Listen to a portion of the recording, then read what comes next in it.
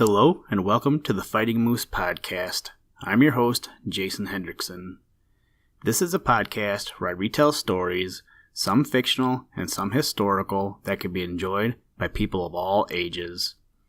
Today, we get into some Greek mythology and read two stories. The first one being about Daedalus and Icarus, the second being about Prometheus. I decided on the first because I was at work the other day and a coworker noticed my arm. There's a phoenix tattooed on my arm, and that led us into a discussion of whether or not Icarus was a phoenix. And in case you're wondering, he is not.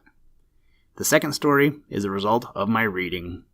Not too long ago, I read a series of books by Michael Scott, and in these books, Prometheus appears as a character. So, in order to expand my knowledge of Prometheus, I found a story about him. When my son was younger, he used to watch the PBS show Super Why.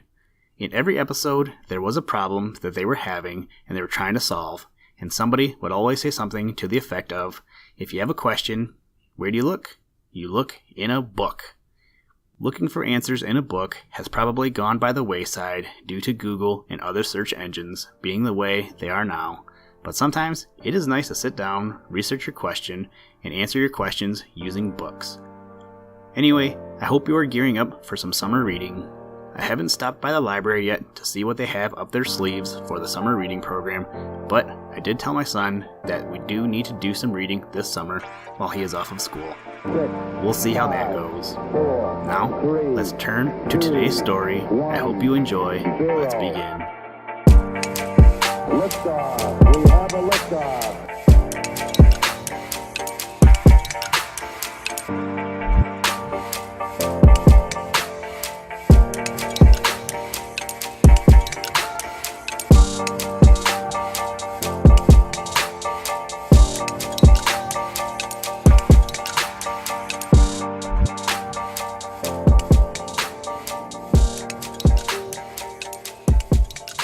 Icarus and Daedalus. Among all those mortals who grew so wise that they learned the secrets of the gods, none was more cunning than Daedalus. He once built, for King Minos of Crete, a wonderful labyrinth of winding ways so cunningly tangled up and twisted around that, once inside, you could never find your way out again without a magic clue.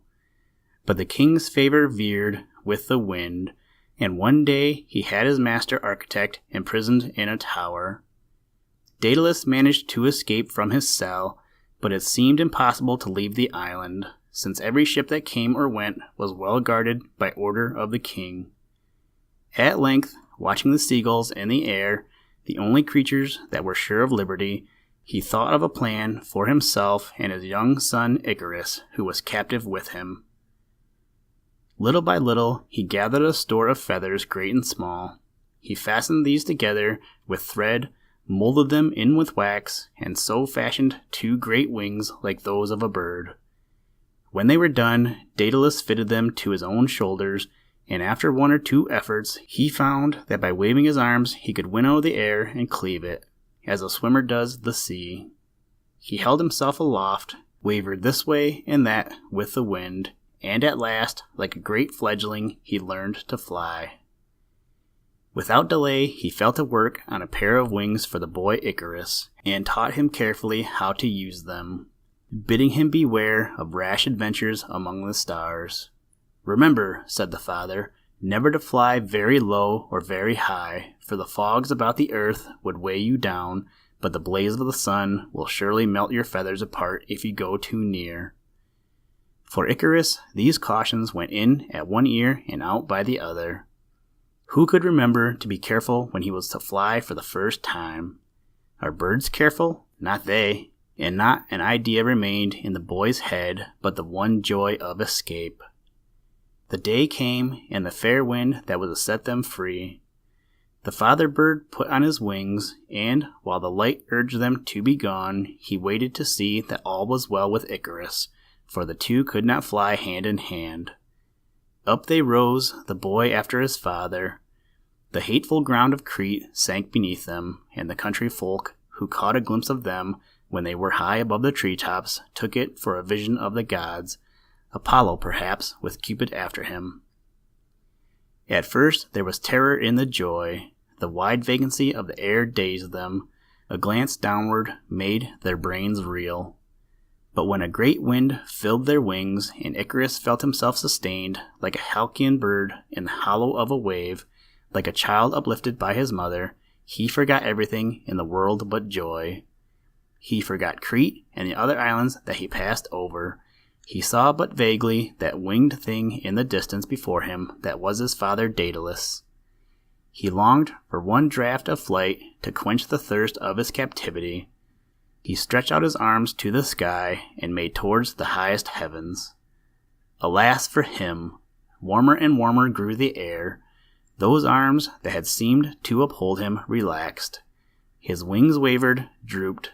He fluttered his young hands vainly. He was falling, and in that terror he remembered. The heat of the sun had melted the wax from his wings. The feathers were falling one by one like snowflakes, and there was none to help. He fell like a leaf tossed down the wind, down, down, with one cry that overtook Daedalus far away.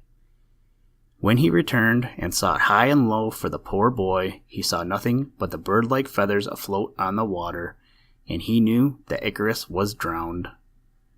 The nearest island he named Icaria, in memory of the child. But he, in heavy grief, went to the temple of Apollo in Sicily, and there hung up his wings as an offering. Never again did he attempt to fly.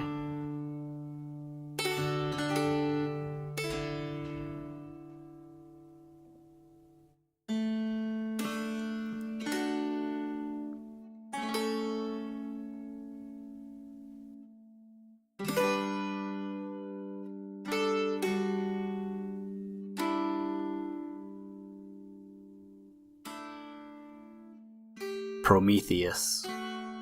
In the early days of the universe, there was a great struggle for empire between Zeus and the Titans. The Titans, giant powers of heaven and earth, were for seizing whatever they wanted, with no more ado than a whirlwind. Prometheus, the wisest of all their race, long tried to persuade them that good counsel would avail more than violence, but they refused to listen. Then, seeing that such rulers would soon turn heaven and earth into chaos again, Prometheus left them to their own devices, and went over to Zeus, whom he aided so well that the Titans were utterly overthrown. Down into Tartarus they went, to live among the hidden fires of the earth, and there they spent a long term of bondage, muttering like storm, and shaking the roots of mountains. One of them was Enceladus, who lay bound under Etna, and one, Atlas, was made to stand and bear up the weight of the sky on his giant shoulders. Zeus was left king of gods and men. Like any young ruler, he was eager to make great changes with his new power. Among other plans, he proposed to destroy the race of men then living, and to replace it with some new order of creatures. Prometheus alone heard this scheme with indignation. Not only did he plead for the life of man and save it, but even after he spent his giant efforts to civilize the race and to endow it with a wit near to that of gods. In the Golden Age, men had lived free of care. They took no heed of daily wants, since Zeus gave them all things needful, and the earth brought forth fruitage and harvest without asking the toil of husbandmen. If mortals were light of heart, however, their minds were empty of great enterprise. They did not know how to build or plant or weave. Their thoughts never flew far, and they had no wish to cross the sea. But Prometheus loved earthly folk, and thought that they had been children long enough. He was a mighty workman, with the whole world for a workshop, and little by little he taught men knowledge that is wonderful to know, so that they grew out of their childhood and began to take thought for themselves. Some people even say that he knew how to make men, as we make shapes out of clay, and set their 5 wits going. However that may be, he was certainly a cunning workman. He taught men first to build huts out of clay, and to thatch roofs with straw. He showed them how to make bricks and hew marble. He taught them numbers and letters, the signs of the seasons, and the coming and going of the stars. He showed them how to use for their healing the simple herbs that once had no care save to grow and be fragrant. He taught them how to till the fields, how to tame the beasts and set them also to work, how to build ships that ride the water, and to put wings upon them that they may go faster like birds. With every new gift, men desired more and more. They set out to see unknown lands, and their ambitions grew with their knowledge. They were like a race of poor gods gifted with dreams of great glory and the power to fashion marvelous things, and though they had no endless youth to spend, the gods were troubled. Last of all, Prometheus went up secretly to heaven after the treasure of the immortals. He lighted a reed at the flame of the sun, and brought down the holy fire which is dearest to the gods. For with the aid of fire all things are possible, all arts are perfected. This was his greatest gift to man, but it was a theft from the immortal gods, and Zeus would endure no more. He could not take back the secret of fire, but he had Prometheus chained to a lofty crag in the Caucasus, where every day a vulture came to prey upon his body, and at night the wound would heal, so that it was ever to suffer again. It was a bitter penalty for so noble-hearted a rebel, and as time went by and Zeus remembered his bygone services, he would have made peace once more. He only waited till Prometheus should bow his stubborn spirit. But this the son of Titans would not do. Haughty as rock beneath his daily torment, believing that he suffered for the good of mankind, he endured for years.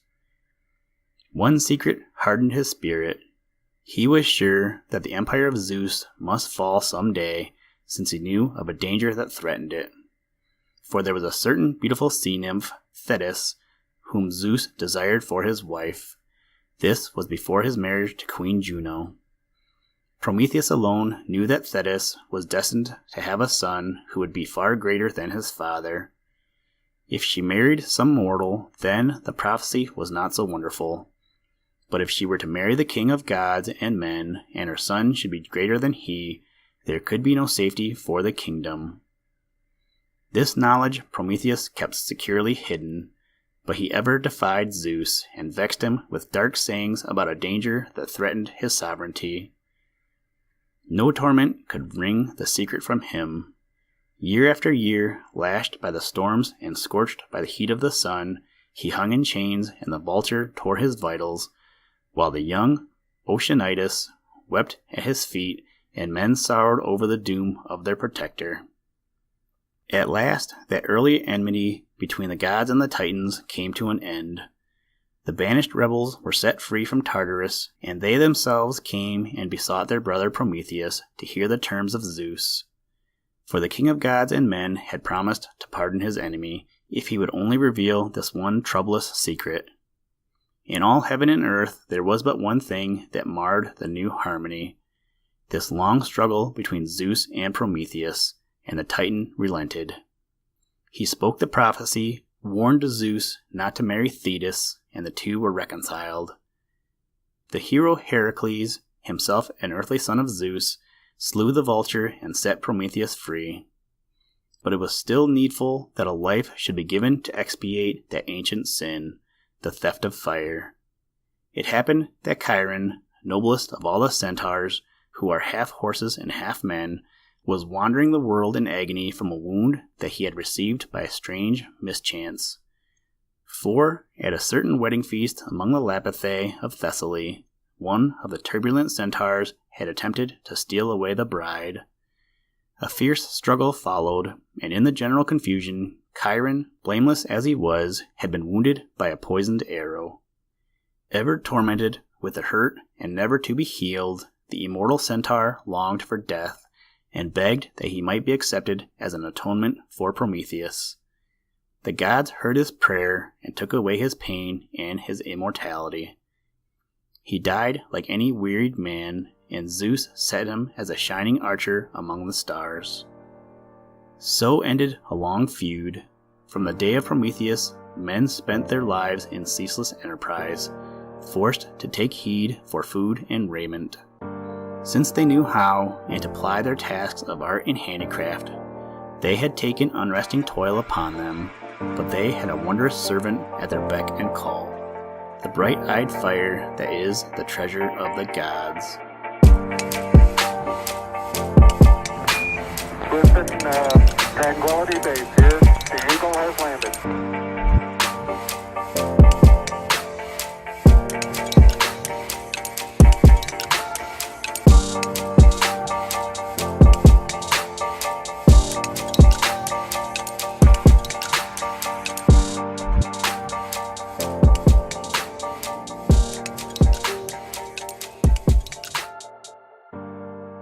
Thank you for listening to this episode of the Fighting Moose podcast.